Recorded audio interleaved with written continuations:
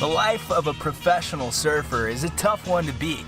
Getting paid to hang out with your friends on the world's most beautiful beaches, doing what you love to do seems like a dream.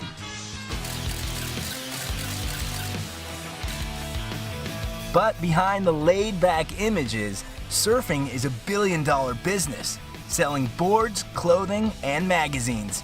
And to sell the surfing lifestyle, you need surf photography. There's definitely a great relationship between the surfer and the photographer, which you need. Nobody knows more about surf photography than Derek Hoffman. I met up with the legendary cameraman on the North Shore of Oahu to talk about his documentary film, which tells the difficult and dangerous stories behind surf photographers.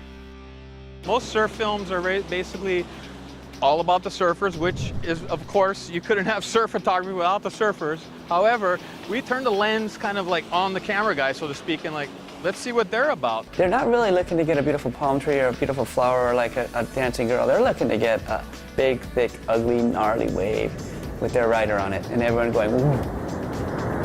To capture that athlete with that product on that wave at a certain moment, when everything comes together, you know, that's what's going to catch somebody walking through the mall, or they're going to walk down the street and they're going to look on the side of a building, or they're going to look inside of a shop and they're going to see that image. It's a hard job of being a photographer. There's just hundreds of photographers on the beach, and I don't know how they're all able to make a living.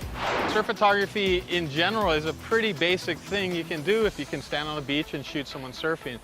What I enjoy more is water photography, which enables you to get out into the lineup with the person, got a more one-on-one experience, and it also tests your skill set as to how you can best position yourself and align yourself to get that epic shot. That epic shot may be worth $1,000 if it makes a magazine cover, but it's extremely competitive, and most of the photos taken by these guys will earn them less than $100. And the person who's surfing has to surf for the camera. It's definitely about cooperation. There's definitely a certain amount of trust involved in doing really up-close maneuvers. I mean, I was out there shooting this great surfer, but boy, he got close.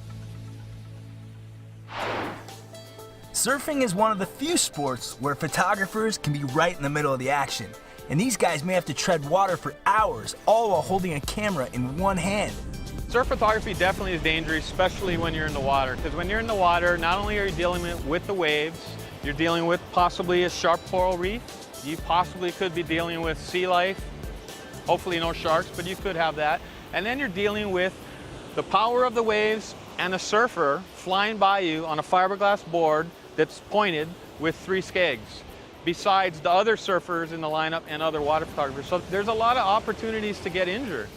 I give those guys so much credit just for only being able to swim with their legs, you know, and always trying to be in the critical spot. But if it's at pipe, you pretty much just have to set your line and hope for the best. Sometimes you'll run them over, but most of the time, you know, they're on it. They're pretty much the best guys out there. These guys know where you're going to be. They can judge what you're going to do, and they'll adapt to your situation to make you not have to think about hitting them.